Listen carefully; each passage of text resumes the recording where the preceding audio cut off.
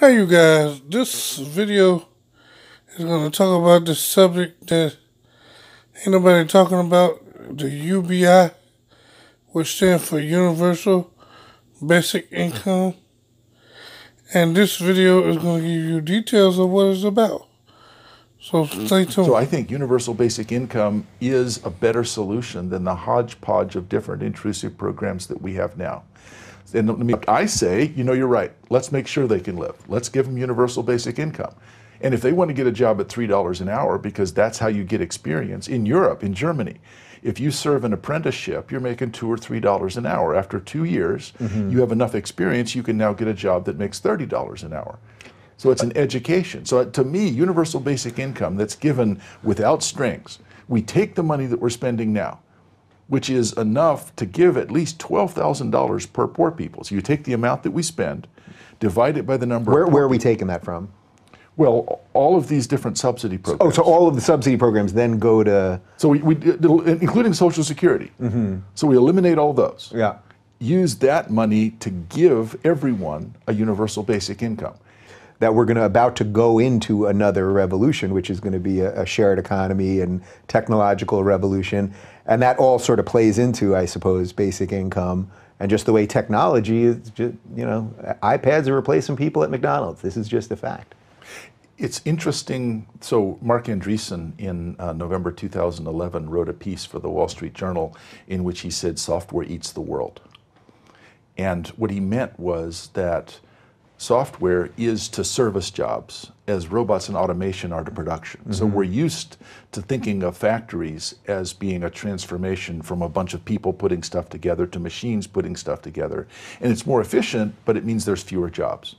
So capitalism almost always reduces jobs by increasing productivity. And so Trump was wrong in saying that we're sending jobs to China. The whole world is losing jobs to productivity, and that's good because consumer products are reduced in price, and it means that we're all wealthier. The reason that almost everyone can afford a car and a cell phone is that the price of those things has fallen so much. Problem is, until now we've said, well, there's always the service economy. People can always get service jobs. They can't, and that's being hastened by the push for increased minimum wages. So in Seattle, for example, if you have a fast food restaurant, you're probably investigating kiosks so you don't have to pay $15 an hour to have some guy who really isn't worth $15 an hour at the front desk. Right. So the service jobs are going to be taken over by software. The move to the sharing economy probably benefits most of us. Yeah. Because we can rent rather than own. Prices are going to fall dramatically. We'll need a lot less stuff. The sharing economy, just so for the people that don't fully get it. So basically, that you wouldn't even have to necessarily own your car. That all of the things that we kind of have, we'd figure out better ways to use them, so you wouldn't have to fork out as much money for them in the first place. And we'd figure out, well, I'm going to use it on Tuesdays at this time, and you're going to use it then. And well, the example, is that the basic? Sure. Now, see, this universal basic income, this is what they're talking about when robots take all our jobs.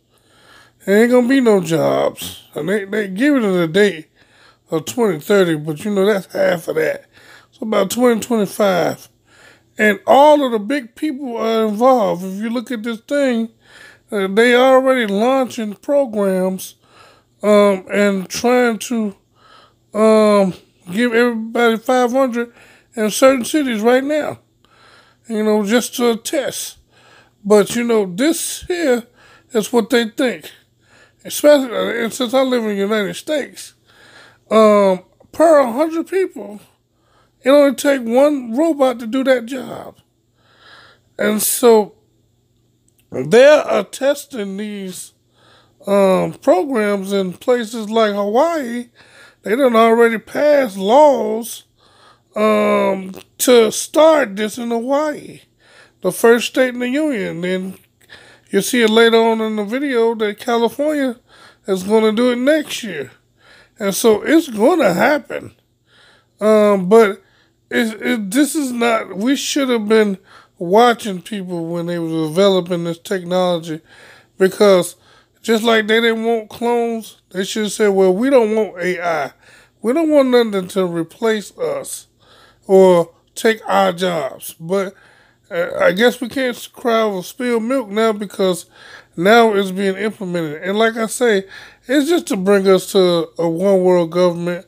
But before that happened, I say that it's they're going to try to crash the economy, pop the bubble, or it's going to be some kind of war or rumors of war or some kind of disaster so that they can um, depopularize the world because they say there's too many people anyway. But this is what they're saying. And it's not just him. It's Zuckerberg at Facebook. But check this out. He go again. There will be fewer and fewer jobs that a robot cannot do better. Okay. What to do about mass unemployment? This is going to be a massive social challenge. And I think ultimately we will have to have some kind of universal basic income. I don't think we're going to have a choice. Universal basic income. Universal basic income. I think it's going to be necessary. So it means that unemployed people will be paid across the globe. Yeah. Because there is no job, machine, robot is taking over. That's simply and I want to be clear that these are not things that I think that I wish would happen. These are simply things that I think probably will happen.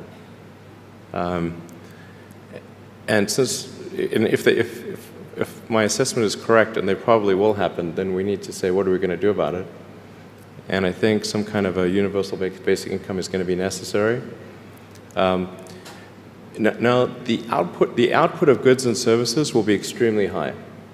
So with automation, there will come abundance. There will be almost everything will get very cheap. I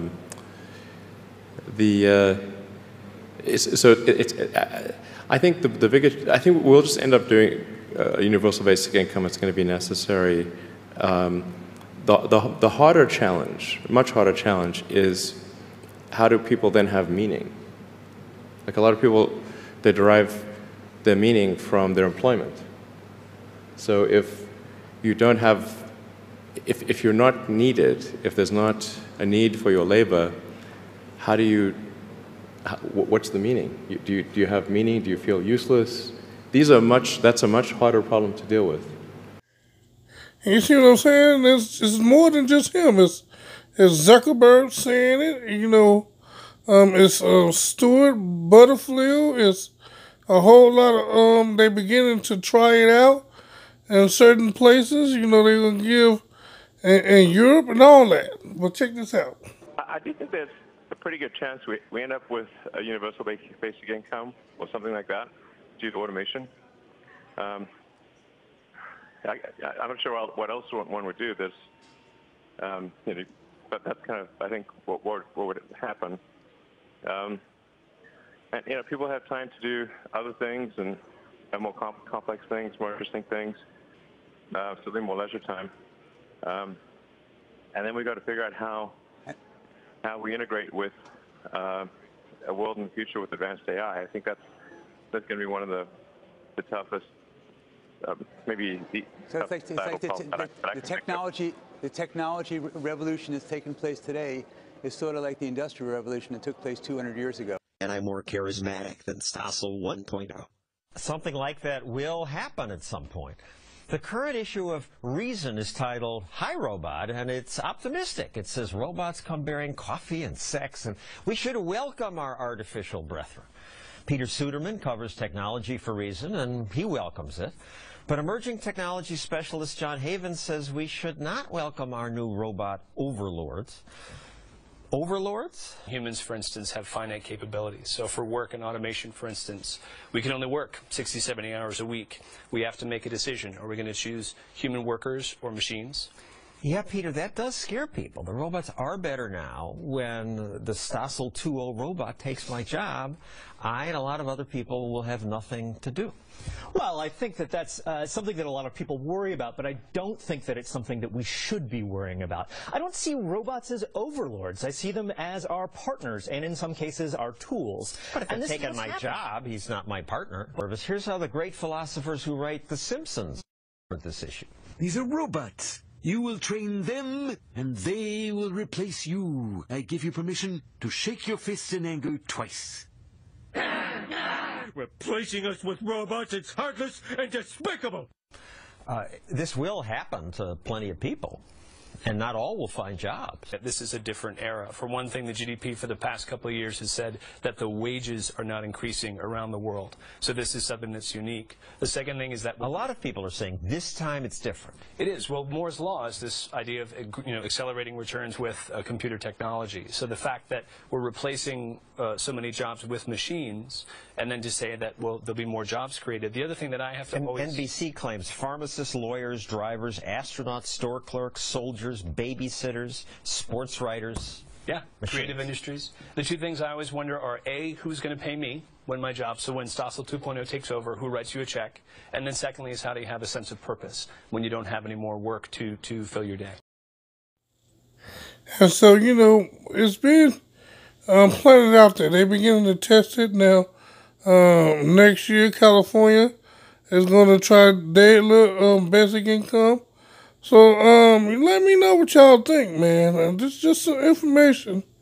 And please subscribe, and thank you very much.